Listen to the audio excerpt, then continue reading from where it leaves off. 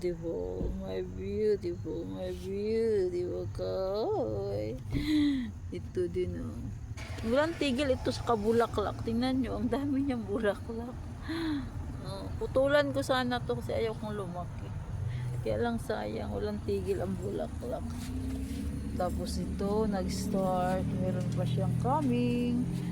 Ayan. At ito si Bansot, ano na rin. Ito bigay ng sister-in-law ko. Binigay niya sa akin.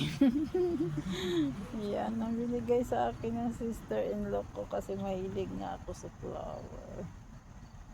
Yan guys.